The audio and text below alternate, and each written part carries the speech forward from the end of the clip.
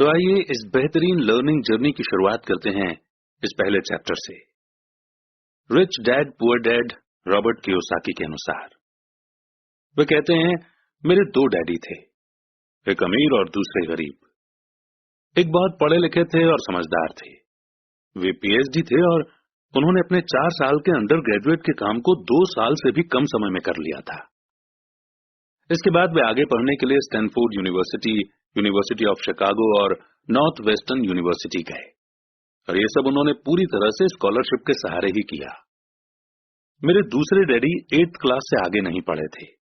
दोनों ही अपने करियर में सक्सेसफुल थे, तो उन्होंने जिंदगी भर मेहनत की थी। दोनों ने ही काफी पैसा कमाया था, पर उनमें से एक पूरी जिंदगी पैसे के लिए परेशान होता रहा।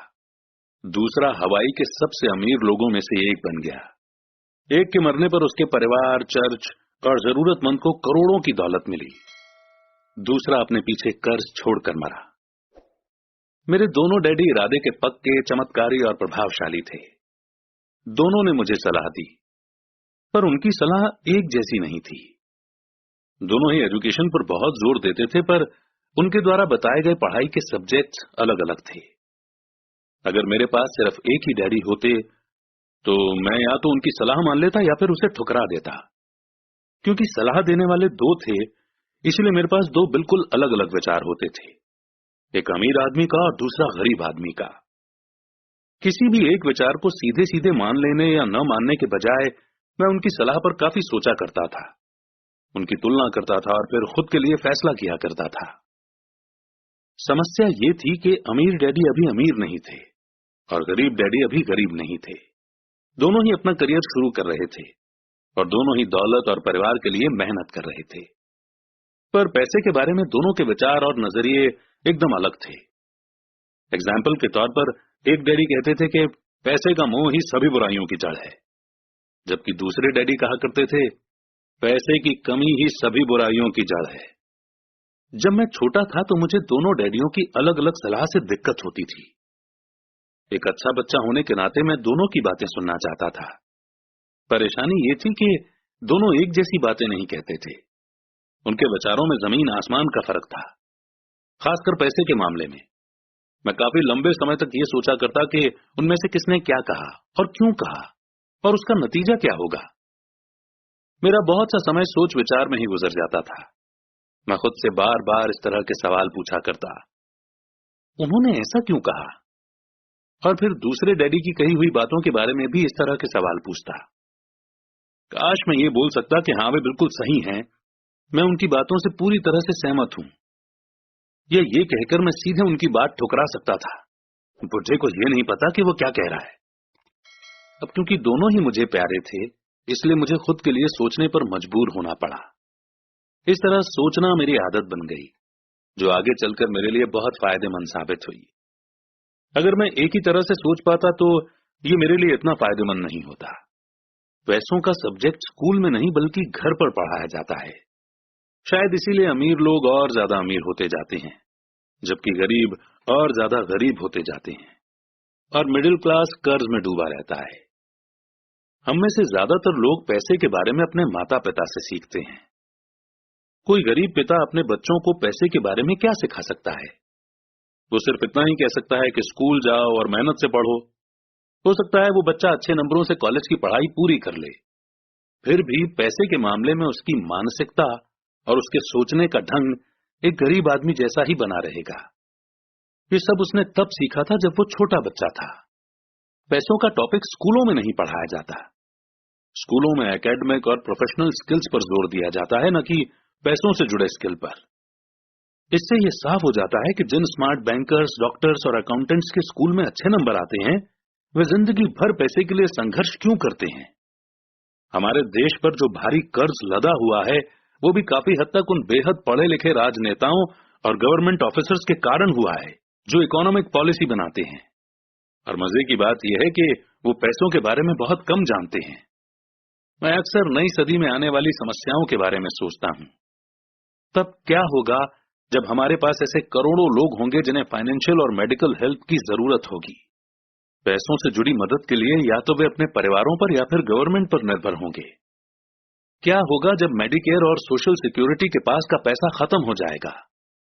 किस तरह कोई देश तरक्की कर पाएगा अगर पैसे के बारे में पढ़ाई की जिम्मेदारी माता पिता के ऊपर छोड़ दी जाएगी, जिनमें से ज्यादातर गरीब हैं या गरीब होंगे?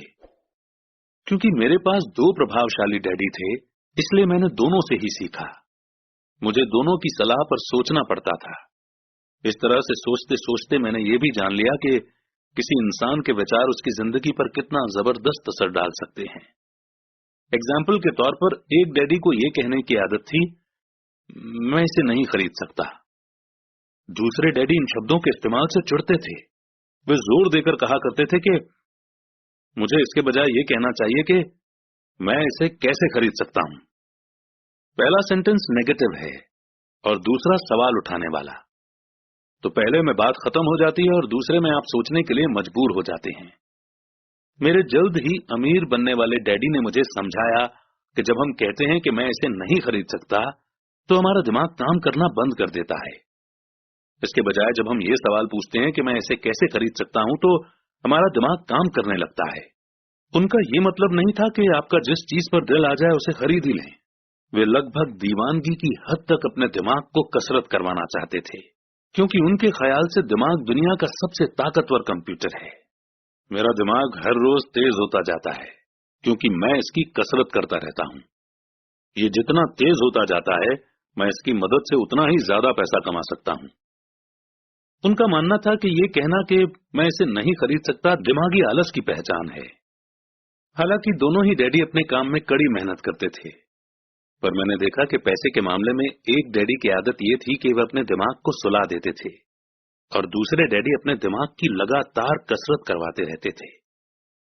और इसका लॉन्ग टर्म नतीजा ये हुआ कि एक डैडी फाइनेंशियल रूप से बहुत अमीर होते चले गए, जबकि दूसरे डैडी लगातार कमजोर होते गए। इसे इस तरह से समझें कि एक इंसान हर रोज एक्सरसाइज करने के लिए जिम जाता है, जबकि दूसरा इंसान अपने सोफे पर बैठकर टीवी देखता रहता है। शरीर की सही एक्सरसाइज से आप ज्यादा हेल्दी हो सकते हैं और दिमाग की सही एक्सरसाइज से आप ज्यादा अमीर हो सकते हैं। आलस से सेहत और पैसा दोनों का नुकसान होता है। मेरे दोनों डैडियों की मेंटालिटी में जमीन आसमान का फर्क था। पुअर डैडी की सोच थी कि अमीरों को ज्यादा टैक्स देना चाहिए ताकि बेचारे गरीबों को ज्यादा फायदा मिल सके, जबकि अमीर डैडी कहते थे कि टैक्स उन लोगों को सजा देता है जो कुछ प्रोड्यूस करते हैं और उन लोगों को इनाम देता है जो प्रोड्यूस नहीं करते। पुअर डैडी सिखाते थे कि मेहनत से पढ़ो ताकि तुम्हें किसी अच्छी कंपनी में जॉब मिल जाए, जबकि अमीर डैडी की सीख ये थी कि मेहनत से पढ़ो ताकि तुम्हें किसी अच्छी कंपनी को खरीदने का मौका मिल जाए। पुअर डैडी कहते थे, मैं इसलिए अमीर नहीं हूं क्योंकि मुझे तुम बच्चों को पालना पड़ता है। अमीर डैडी कहते थे, मुझे इसलिए अमीर बनना है क्योंकि मुझे तुम बच्चों को अच्छे से पालना है। अमीर डैडी डिनर के टेबल पर पैसे और बिजनेस के बारे में बात करने के लिए हमेशा एनकरेज करते थे। पुअर डैडी खाना खाते समय पैसों की बातें करने के लिए मना करते थे।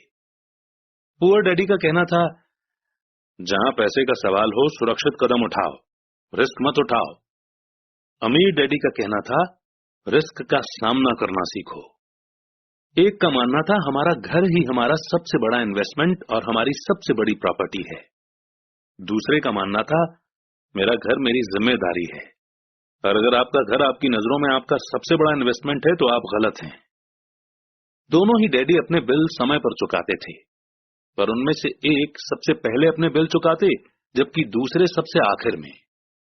एक डैडी का यह मानना था कि कंपनी या गवर्नमेंट को आपका ध्यान रखना चाहिए और आपकी जरूरतों को पूरा करना चाहिए। वे हमेशा सैलरी में बढ़ोतरी, रिटायरमेंट प्लान, मेडिकल बेनिफिट, बीमारी की छुट्टी, छुट्टियों के दिन और बाकी फैसिलिटी के बारे में चिंतित रहते थे। वे अपने दो चाचाओं से बहुत प्रभावित थे जो आर्मी में चले गए थे, और 20 साल के एक्टिव जीवन के बाद उन्होंने अपने रिटायरमेंट और जीवन भर के आराम का इंतजाम कर लिया था। वे मेडिकल बेनिफिट के विचार को पसंद करते थे और आर्मी द्वारा अपने रिटायर्ड एम्प्लॉयज को दी जा रही सुविधाओं की भी तारीफ करते थे। उन्हें यूनिवर्सिटी का टेन्योर सिस्टम भी काफी पसंद था। कई बार जॉब से आजीवन मिल रही सुरक्षा और जॉब के फायदे जॉब से ज्यादा इंपॉर्टेंट हो जाते हैं। वे अक्सर ये कहते थे, मैंने गवर्नमेंट के लिए बहुत मेहनत से काम किया है, इसके लिए बदले में मुझे बेनिफिट मिलने चाहिए। दूसरे डैडी पूरी तरह से फाइनेंशियल इंडिपेंडेंस में विश्वास रखते थे। वे कन्वीनियंस मानसिकता के खिलाफ थे। वे ये मानते थे कि इस तरह की मानसिकता लोगों को कमजोर और फाइनेंशियल रूप से जरूरतमंद बनाती है। उनका पक्का विश्वास था कि आदमी को फाइनेंशियल रूप से काबिल होना चाहिए। एक डैडी कुछ डॉलर बचाने के लिए परेशान रहे। दूसरे डैडी एक के बाद एक इन्वेस्टमेंट करते रहे। एक डैडी ने मुझे बताया कि अच्छी जॉब तलाशने के लिए अच्छा सा बायोडाटा कैसे लिखा जाए। दूसरे डैडी ने मुझे ये सिखाया कि कैसे मजबूत बिजनेस और फाइनेंशियल प्लान्स लिखे जाएं, जिससे मैं किसी दूसरे को जॉब दे सकूं। दो प्रभावशाली डैडियों के साथ रहने के कारण मुझे एनालाइज करने का मौका मिला कि उनके विचारों का उनके जीवन पर कितना असर हो रहा है। मैंने पाया कि दरअसल लोग अपने विचारों से ही अपने जीवन को दिशा देते हैं। एग्जाम्पल के तौर पर मेरे गरीब डैडी हमेशा कहा करते थे, मैं कभी अमीर नहीं बन पाऊंगा, और उनकी ये भविष्यवाणी सही साबित हुई। दूसरी तरफ मेरे अमीर डैडी हमेशा खुद को अमीर समझते थे। वे इस तरह की बातें करते थे, मैं अमीर हूं और अमीर लोग ऐसा नहीं करते। एक बड़े फाइनेंशियल झटके के बाद जब वे दिवालिया होने के कगार पर थे, तब भी वे खुद को अमीर आदमी ही कहते रहे। वे अपने सपोर्ट में ये कहते थे कि गरीब न होने और पैसे न होने में फर्क होता है। पैसे पास में न होना एक टेम्पररी कंडीशन है, जबकि गरीबी परमानेंट है। मेरे गरीब डैडी ये भी कहते थे कि मेरी पैसे में कोई रुचि नहीं है, या पैसा इंपॉर्टेंट नहीं है। मेरे अमीर डैडी हमेशा कहा करते थे कि पैसे में बहुत ताकत है। हो सकता है कि हमारे विचारों की ताकत को कभी मापा न जा सके, या फिर उन्हें पूरी तरह से समझा न जा सके। फिर भी बचपन में ही मैं ये समझ गया था कि हमें अपने विचारों पर ध्यान देना चाहिए, और अपने एक्सप्रेशंस पर भी। मैंने देखा कि मेरे गरीब डैडी इसलिए गरीब नहीं थे क्योंकि वे कम कमाते थे, बल्कि इसलिए गरीब थे क्योंकि उनके विचार और काम गरीबों की तरह थे। दो डैडी होने के कारण बचपन से ही मैं इस बारे में बहुत सावधान हो चला था कि मैं किस तरह की सोच अपनाऊं। मैं किसकी बात मानूं, अपने अमीर डैडी की या अपने गरीब डैडी की। हालांकि दोनों ही एजुकेशन और नॉलेज को बहुत इंपॉर्टेंट मानते थे, पर क्या सीखा जाए इस बारे में दोनों की अलग अलग राय थी। एक चाहते थे कि मैं पढ़ाई में कड़ी मेहनत करूं, डिग्री लूं और पैसे कमाने के लिए अच्छी सी जॉब ढूंढ लूं। वे चाहते थे कि मैं एक प्रोफेशनल ऑफिसर, वकील या अकाउंटेंट बन जाऊं या MBA कर लूं। दूसरे डैडी मुझे एनकरेज करते थे कि मैं अमीर बनने का राज सीख लूं, ये समझ लूं कि पैसा किस तरह काम करता है, और ये जान लूं कि इससे अपने लिए कैसे काम लिया जाता है। मैं पैसे के लिए काम नहीं करता। इन शब्दों को वो बार बार दोहराया करते थे। पैसा मेरे लिए काम करता है। 9 साल की उम्र में ही मैंने ये फैसला किया कि पैसे के बारे में मैं अपने अमीर डैडी की बात सुनूंगा और उनसे सीखूंगा। ये फैसला करने का मतलब था अपने गरीब डैडी की बातों पर ध्यान न देना। हालांकि उनके पास कॉलेज की बहुत सी डिग्रियां थी जो मेरे अमीर डैडी के पास नहीं थी। एक बार मैंने ये फैसला कर लिया कि मुझे किसकी बात सुननी है, तो उसके बाद मेरी मनी एजुकेशन शुरू हो गई। मेरे अमीर डैडी ने मुझे 30 साल से भी ज्यादा समय तक सिखाया, जब तक कि मेरी उम्र 39 साल की नहीं हो गई, और इसके बाद उन्होंने सिखाना बंद कर दिया।